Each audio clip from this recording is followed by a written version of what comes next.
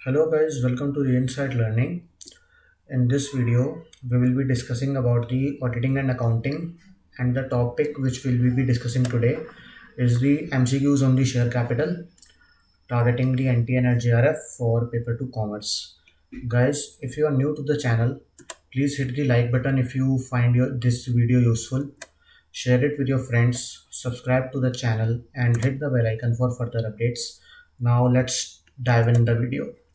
So the question number first says, in the case of the private company, the minimum number of directors are dash and the maximum number of directors are dash.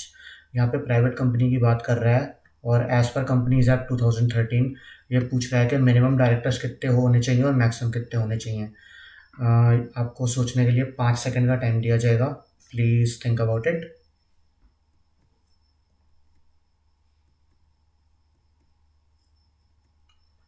So guys, the answer to this question is that there should be minimum of 2 directors and the maximum of 15 directors in case of the private company. Let's start with the next question. Question number 2. What shall be the minimum number of quorum for the public company? Minimum number of quorum for the public company. Your time starts now.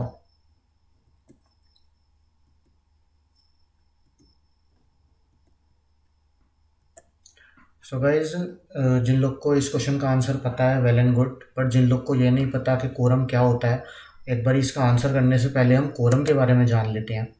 तो जो quorum होता है according to companies act 2013, वो होता है that is the minimum number of directors जो कि चाहिए होते हैं बोर्ड मीटिंग को कंडक्ट करने के लिए।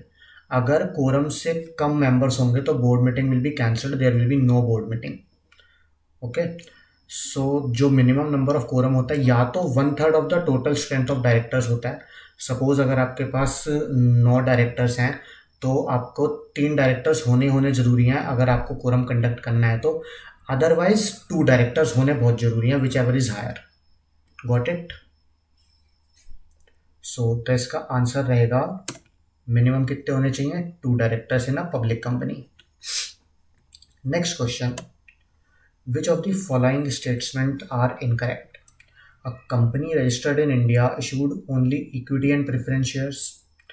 The preference shares is the part of the share capital which enjoys the preferential rights regarding the repayment of the capital and payment of dividend. A public limited company can commence business as soon as it is incorporated. Yeah, none of these. Guys, your time starts now.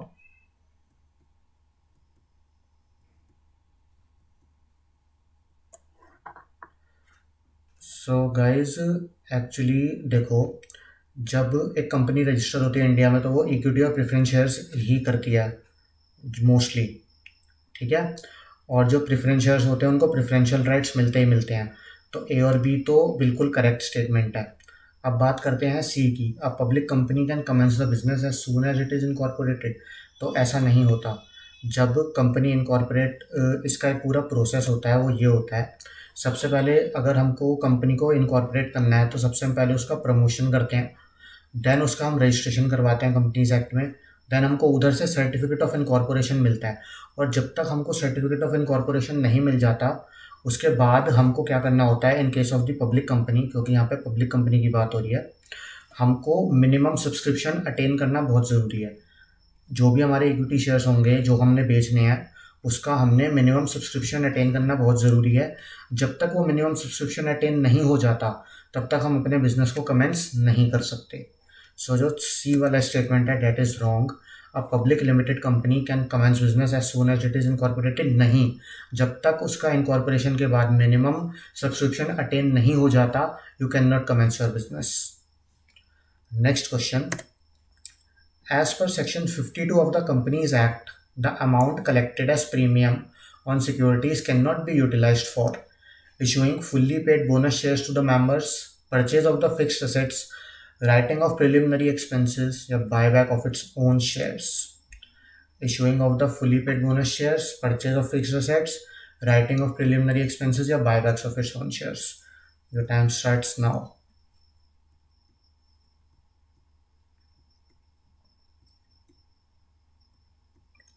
तो guys, जो इसका answer रहेगा that will be the purchase of fixed assets. आप securities premium को आप bonus भी issue कर सकते हो, स्वेट भी इशू कर सकते हो, अपने प्रिलिमिनरी एक्सपेंसेस भी लिख सकते हो, बायबैक भी कर सकते हो, कुछ भी कर सकते हो, बट आप उससे अपनी परचेज नहीं खरीद सकते। आप अपना फिक्स्ड असेट्स उससे कुछ नहीं खरीद सकते।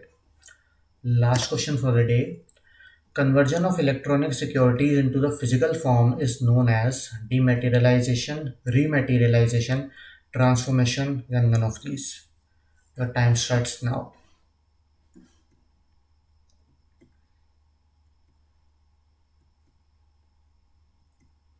So guys, इसका आंसर रहेगा रीमेटेरियलाइजेशन। जब हम फिजिकल सिक्योरिटीज़ को इलेक्ट्रॉनिक फॉर्म में कन्वर्ट करते हैं तब हम उसको कहते हैं डीमेटीरियलाइजेशन, और जब हम इसका उल्टा करते हैं दैट इज़ इलेक्ट्रॉनिक्स को जब हम फिजिकल फॉर्म में शेयर सर्टिफिकेट की फॉर्म में इशू करते हैं that is known as the rematerialisation of the equity or of your stock, whatever it is. So guys, that was all for today. Thank you. I hope you have liked this video. See you in the next one.